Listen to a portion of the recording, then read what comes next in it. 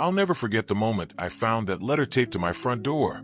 My hands were shaking as I read it, not from fear, but from pure rage. Violation notice. Illegal livestock on residential property. Fine. $500 per day until removed. Failure to comply will result in legal action and potential foreclosure. They were talking about Thunder, my therapy horse, the gentle giant who had pulled me back from the brink of ending my own life. I stood there in my driveway, clutching that piece of paper, and I could feel something break inside me. But it wasn't my spirit breaking, it was my patience. See, they thought they were dealing with just another homeowner who would roll over and take their abuse. They thought they could bully me into giving up the one thing that kept me breathing every single day. They were about to learn that they picked the wrong person to mess with, because when you've already faced down your own demons and won a power-hungry HOA board doesn't seem so scary anymore. This is the story of how I turned their lives into a living hell, legally of course, and exposed just how far some people will go to destroy someone's life over their own petty prejudices. Let me take you back to the beginning to explain how I ended up in Willowbrook Estates in the first place. 3 years ago, I was a completely different person. My name is Sarah, and I was a combat medic in Afghanistan. I'd done 2 tours, seen things that still wake me up at night, and came home carrying invisible wounds that were slowly eating me alive. The PTSD hit me like a freight train. Panic attacks, insomnia, hypervigilance. I couldn't even go to the grocery store without having a breakdown. My marriage fell apart. I lost my job at the VA hospital because I couldn't handle being around the controlled chaos of a medical environment anymore. The nightmares were so bad that I was averaging maybe 2 hours of sleep a night. My therapist, Dr. Martinez, was the one who suggested equine therapy. Sarah, she said during one of our sessions, you've been carrying the weight of the world on your shoulders. Sometimes healing comes from learning to trust again, and horses have a way of teaching us that. That's how I met Thunder. He was a 15-year-old Clydesdale mix at the therapy ranch, massive, gentle, and somehow broken in his own way. He'd been rescued from a neglect situation, and the scars on his legs told a story of his own trauma. When I first saw him, I knew we were meant to help each other heal. The transformation was incredible. Slowly, over months of working with Thunder, I started to sleep through the night. The panic attacks became less frequent. I could leave my house without scanning for threats. Thunder became my anchor to the present moment. When my mind would spiral back to the chaos of war, his steady presence would ground me. When my therapist suggested I might benefit from having Thunder live with me as a certified therapy animal, I knew I needed to find the right place. Somewhere with enough space, somewhere peaceful. That's when I found the house in Willowbrook Estates. It was perfect. A modest 3-bedroom ranch on a half-acre lot with a small barn in the back that the previous owner had used for storage. The neighborhood was quiet, tree-lined, with families and retirees. The HOA seemed reasonable. The covenants mentioned restrictions on commercial livestock, but nothing about therapeutic animals. I even spoke with the HOA president, Margaret Thornton, during my walkthrough. "Oh, how wonderful," she'd said, clasping her hands together when I mentioned I was a veteran. "We absolutely support our troops here. You'll fit right in." I should have seen the fake smile for what it was. The first few months were blissful. I converted the barn into a comfortable stable for Thunder, with proper ventilation, heating, and all the amenities he needed. I had the property inspected to ensure it met all safety and zoning requirements. Thunder had his own veterinarian, farrier, and was registered as an emotional support animal with proper documentation from Dr. Martinez. My neighbors seemed friendly enough. The Johnsons next door brought me cookies when I moved in. Mrs. Chun across the street always waved when she saw me working with Thunder in the paddock I'd set up for the first time in years. I felt like I was building a real life again, but I should have known that peace never lasts. The first sign of trouble came on a Tuesday morning in late September. I was grooming Thunder in the barn when I heard voices outside, loud, agitated voices. I stepped out to see Margaret Thornton standing at my fence line with two other board members I didn't recognize, all three of them staring at Thunder like he was some kind of dangerous animal. "Excuse me," I called out, walking over to them. "Can I help you with something?" Margaret turned to me with that same fake smile, but there was ice in her eyes. "Now, Sarah, dear, we need to discuss your situation here." "My situation?" "Well, the horse, of course. Several neighbors have complained about the smell, the noise, the property value concerns." I felt my chest tighten. Thunder doesn't smell. I clean his stall twice daily. And he's quieter than most dogs. What exactly are people complaining about? The man beside her, Bob Fletcher, I later learned, stepped forward. "Ma'am, the covenants are very clear about livestock on residential property. This is a violation." "Thunder isn't livestock," I said, trying to keep my voice steady. "He's a registered therapy animal. I have all the documentation." "A horse is a horse," Margaret interrupted, "and horses don't belong in residential neighborhoods. I'm sure you understand." I understood, all right. I understood that these people had decided they didn't want me here, and they were going to use Thunder as their excuse. "I'll need to see the specific covenant language you're referring to," I said, "and I'll be happy to provide documentation of Thunder's status as a therapy animal." Margaret's smile faltered. "Of course, dear. We'll be in touch." They left, but I could see them conferring in hushed tones as they walked away. That night, I pulled out my copy of the HOA covenants and read every single word. The livestock clause specifically mentioned commercial operations and farm animals maintained for agricultural purposes. Nothing that would apply to Thunder. I felt better until the first violation notice arrived 3 days later. Covenant violation: unauthorized livestock on residential property. Section 4.7 of the Willowbrook Estates Covenants prohibits the keeping of farm animals within the community. Remove animal within 30 days or face fines of $100 per day. I immediately called Margaret's number, listed as the HOA contact. "Margaret, this is Sarah from Maple Street. I received a violation notice, but I think there's been a misunderstanding.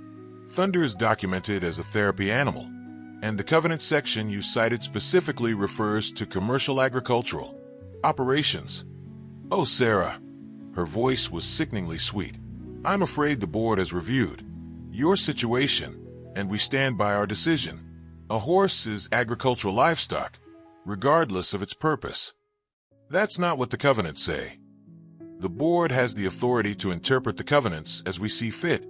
You have 30 days." She hung up. That's when I realized this wasn't about covenants or property values. This was personal, but I had no idea how personal it was about to get. The harassment started small. I come home from my part-time job at the feed store to find my garbage cans tipped over, trash scattered across my driveway. When I set up a security camera, the culprit turned out to be Bob Fletcher, who claimed he was checking for violations and had accidentally knocked them over. Then the complaints to the city started. Anonymous reports about sanitary concerns and improper animal housing that resulted in surprise inspections. Every single time, the inspectors found Thunder's facilities to be immaculate and up to code. But the stress of constant scrutiny was wearing on me. The breaking point came on a Friday evening in November. I was having one of my worst days in months. A panic attack at work had sent me home early, and I was in the barn with Thunder, just trying to breathe, when I heard car doors slamming. Outside, through the barn window, I could see Margaret Thornton with what looked like animal control officers. My blood ran cold. I stepped outside, Thunder following behind me, and faced the group. "What's going on here?" Margaret had that triumphant look on her face. "Sarah, these officers are here to investigate reports of an improperly housed animal." The animal control officer, a kind-looking woman in her 50s, stepped forward. "Ma'am, I'm Officer Rodriguez. We received reports about a horse being kept in substandard conditions. I need to inspect the animal and its housing." "Of course," I said, my voice barely steady. Thunder is a registered therapy animal. All his paperwork is current, and his facilities are inspected regularly. For the next hour, Officer Rodriguez conducted the most thorough inspection I'd ever seen. She checked Thunder's hooves, his coat, his eyes. She measured his stall, tested his water, examined every inch of the barn. Margaret and her cronies stood watching, clearly expecting to see Thunder hauled away. Finally, Officer Rodriguez turned to address the group. This is one of the best maintained private horse facilities I've ever seen. The animal is in excellent health. The housing exceeds standards, and all documentation is in order. She looked directly at Margaret. There's absolutely no basis for any complaint here. Margaret's face went red. But surely there are zoning violations. The property is properly zoned for this use, and the owner has all required permits. Officer Rodriguez said firmly, I won't be responding to any more frivolous calls about this property.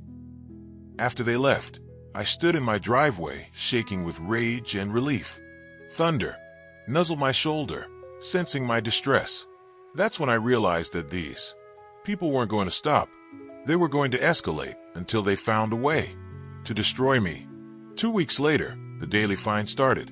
$100 a day, every day, for continued covenant violation. Then the letters from their attorney, threatening foreclosure.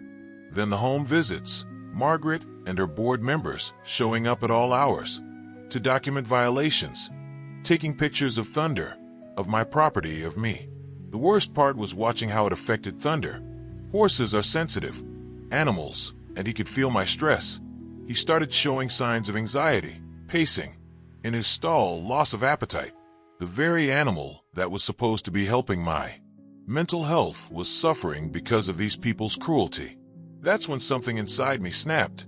Not broke, snapped into place. Like a weapon being loaded. I'd spent 2 years fighting my own demons and learning to heal. I'd faced down insurgents and IEDs, and the darkest corners of human suffering. Did these suburban bullies really think they could break me with their petty harassment and fake violations? They were about to find out exactly what a combat veteran looks like when she's done playing defense. The decision to fight back came on a Sunday morning in December. I was sitting at my kitchen table, staring at a stack of violation notices and legal threats that had grown to over 2 inches thick. The daily fines now totaled more than $8,000. They were trying to put a lien on my house, the home where I was finally healing, where Thunder was giving me my life back. I looked out the window at Thunder grazing peacefully in his paddock, and I made a promise, not just to him, but to every veteran, every person with disabilities, every homeowner who'd ever been bullied by a power-hungry HOA. I was going to end this. But I wasn't going to do it alone. My first call was to Dr. Martinez. Sarah, what they're doing is potentially illegal on multiple levels, she said after I explained the situation. Thunder is prescribed medical equipment, essentially. They can't ban your therapy animal any more than they could ban someone's wheelchair. But they keep saying their covenants override federal law. I don't think so. I could hear the anger in her voice. Let me make some calls. My second call was to my old unit. Jake Morrison had been my sergeant in Afghanistan, and he'd become a disability rights attorney after leaving the military. When I explained what was happening, his response was immediate and profane. Sarah, they're violating the Fair Housing Act, the Americans with Disabilities Act, and probably a dozen state laws. This isn't just harassment, this is discrimination, and I'm going to bury them in paperwork. The research phase began immediately. Jake connected me with a law student named David Kim, who specialized in HOA law. Together, we started building a case that would make Margaret Thornton wish she'd never heard my name. What we discovered was even worse than I'd imagined. This wasn't just about me and Thunder. Margaret's HOA had a pattern of targeting anyone they deemed undesirable. They'd forced out a family with an autistic son by claiming his stimming behaviors were disruptive to neighborhood peace. They'd bankrupted an elderly veteran with fines for having a ramp built for his wheelchair, claiming it violated architectural standards. They're serial discriminators, David explained during one of our evening strategy sessions, and they've been getting away with it because their victims couldn't afford to fight back. But I could. Between my VA benefits, my savings, and Jake's willingness to work pro bono, I had resources Margaret hadn't counted on. More importantly, I had something she'd never understood: the absolute determination of someone who'd already lost everything once and rebuilt from scratch. The first step was documentation. I installed additional security cameras around my property legally, since they only monitored my own land. I started recording every interaction with HOA board members. I documented every violation notice, every fine, every threat. Then came the counterassault. Jake filed a federal complaint with HUD, alleging housing discrimination based on disability. We requested all HOA records for the past 5 years, which they were legally required to provide. We sent cease and desist letters demanding they stop the harassment. But the real masterstroke was David's idea. "You know what?" he said during one of our late-night research sessions. "Let's audit their entire operation. I bet they've been cutting corners in ways that could get them in serious trouble." He was right. When we dug into the HOA's financial records, we found a treasure trove of mismanagement and potential fraud. Margaret had been approving contracts to her nephew's landscaping company at inflated rates. The board had been holding meetings without proper notice to homeowners. They'd been imposing fines without following their own procedures. Most damaging of all, they'd been selectively enforcing covenants. While they were fining me for having thunder, Bob Fletcher had been running an unlicensed auto repair business out of his garage for 3 years without a single violation. "Notice, they're not just discriminating against you," Jake explained. "They're running a corrupt organization that's been violating state HOA laws left and right. We can get the state attorney general involved." By January, our legal machine was in full swing. Federal complaints, state investigations, and a pending lawsuit that could potentially cost the HOA hundreds of thousands in damages and legal fees. But Margaret wasn't done escalating. If anything, our legal challenges seemed to make her more determined to win at any cost. That's when she made the mistake that would ultimately destroy her. The final confrontation began on a Tuesday morning in February. I was in the barn with thunder when I heard the sound that would be burned into my memory forever: the sharp crack of a rifle shot. Thunder reared up in terror, his eyes wide with panic. I grabbed his lead rope, my own combat instincts kicking in as I scanned for threats. Another shot rang out, and I saw Thunder stumble. "No, no, no," I screamed, dropping to my knees beside him. There was blood on his shoulder, not life-threatening, but he'd been hit. Someone had shot my therapy horse. I called 911 first, then my veterinarian, then Jake. Within 20 minutes, my property was swarming with police, paramedics, and Dr. Stevens, Thunder's vet. While Dr. Stevens treated Thunder's wound, a graze that would heal but could have been so much worse, I gave my statement to Detective Morrison, no relation to Jake. "The shots came from that direction," I said, pointing toward the tree line that bordered Bob Fletcher's property. "I have security cameras that should have caught everything." We watched the footage together. Clear as day. You could see Bob Fletcher in camouflage gear, carrying a hunting rifle, positioning himself at the edge of his property with a clear sight line to Thunder's paddock. The first shot was clearly aimed high, a warning shot, but the second one was aimed directly at Thunder. Attempted animal cruelty, reckless discharge of a firearm within city limits, and potentially federal charges, if we can prove this was retaliation for your disability. Rights complaints, Detective Morrison said grimly. This guy just ended his own life as he knew it. But that wasn't even the best part. You see, what Bob Fletcher didn't know was that I'd set up audio recording equipment near Thunder's paddock as part of documenting the harassment. Not only did we have video of him shooting Thunder, we had audio of the conversation he'd had with Margaret Thornton just before he pulled the trigger. "Just scare the horse," Margaret's voice was crystal clear on the recording.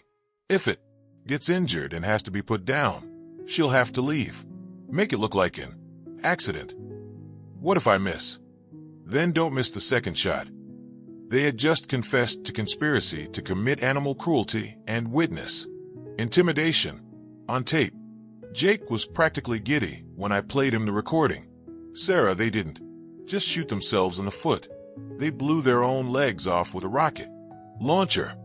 The arrests happened that evening. Bob Fletcher was charged with animal cruelty, reckless endangerment, and firearms violations. Margaret Thornton was charged as a co-conspirator. The local news picked up the story. HOA president conspires to shoot veterans' therapy horse. But the real destruction was just beginning. The FBI got involved because the shooting was an act of retaliation against someone who had filed federal civil rights complaints. The state attorney general launched a full investigation into the HOA's operations. The local district attorney started looking into financial fraud charges. And then the other victims started coming forward. The family with the autistic son, the elderly veteran with the wheelchair ramp, 3 other homeowners who'd been driven out by frivolous fines and harassment. Each one had a story of discrimination, selective enforcement, and abuse of power. Within a week, there were protesters outside Margaret's house. The national news picked up the story. Veterans organizations started a fundraising campaign to help with my legal fees, which raised more than $50,000 in the first day. Margaret tried to fight back, of course. She hired expensive lawyers, claimed she was being persecuted, accused me of being a professional victim who was exploiting my military service for sympathy. But the evidence was overwhelming. The audio recording, the pattern of discrimination, the financial irregularities, it all painted a picture of a corrupt organization run by people who thought they were untouchable. The civil lawsuit was settled out of court for an amount I can't disclose, but let's just say I was able to pay off my mortgage and set up a trust fund for Thunder's care. More importantly, the settlement included a complete restructuring of the HOA board and new policies protecting homeowners' rights. Bob Fletcher pled guilty to the criminal charges and was sentenced to 2 years in prison plus restitution for Thunder's medical bills. Margaret was convicted of conspiracy and fraud, receiving 1 year in jail and 5 years probation. But the most satisfying moment came 6 months later at the new HOA board meeting, where they officially amended the covenants to explicitly protect therapy and service animals, all in favor of Resolution 2-3, protecting the rights of homeowners with assistance animals, asked the new president, Mrs. Chun. Yes, the same neighbor who used to wave at me from across the street. The vote was unanimous.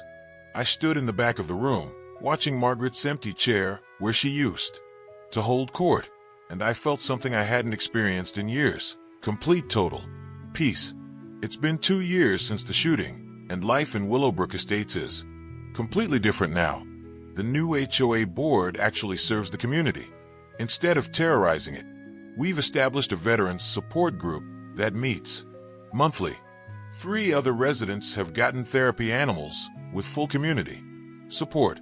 Thunder has completely recovered from his physical wounds, and honestly, I think the experience made our bond even stronger. He's not just my therapy horse anymore. He's become something of a neighborhood mascot. Kids love to visit him, and he's helped several other veterans work through their own PTSD. I've started speaking at conferences about disability rights and HOA reform. My story has been covered in documentaries and legal journals, but the response that meant the most to me came from a young veteran named Marcus, who reached out after seeing my story on the news. "Your courage gave me the strength to fight for my service dog," he wrote. "Thank you for proving that we don't have to be victims." Margaret Thornton moved away after her release from jail. I heard she tried to join another HOA board in a different state, but her background check revealed her convictions. Bob Fletcher's family lost their house when he couldn't pay the restitution and legal fees. I don't take any joy in their downfall. That's not who I am. But I do feel a deep satisfaction in knowing that their victims got justice. and that future homeowners will be protected from the kind of abuse we all suffered. The barn where Thunder was shot has been expanded into a proper therapy facility. I've partnered with Dr. Martinez to offer equine therapy to other veterans and trauma survivors. What started as personal healing has become a mission to help others find their own path forward. Sometimes, when I'm grooming Thunder in the evening and the neighborhood is quiet around us, I think about that first violation notice taped to my door, about how scared I was, how alone I felt, how certain I was that these people would destroy everything I'd worked to build. But here's what I learned. Bullies count on their victims staying silent and isolated. They count on us being too tired, too broken, or too afraid to fight back. What they don't count on is the strength that comes from having already survived hell and chosen to keep living. They thought they were dealing with a broken veteran who would be easy to intimidate. Instead, they found out what a warrior looks like when she's protecting the thing that saved her life. To anyone listening who's dealing with their own HOA nightmare or any kind of systemic bullying and abuse, you are not powerless. Document everything. Know your rights. Find allies. And never, ever let them convince you that you deserve to be treated as less than human. Because the thing about fighting monsters is this: sometimes you win. And when you do, you don't just save yourself. You save everyone who comes after you. Thunder whickers softly from his stall, calling me back to the present moment. I smile and walk over to give him his evening carrots. In a few minutes, I'll head inside to review applications from 3 more veterans who want to join our therapy program. The war isn't over. There are Margaret Thorntons in HOAs across the country, abusing their power and destroying lives. But they picked the wrong veteran to mess with, and now they know it. We turned their battlefield into our sanctuary, and we're just getting started.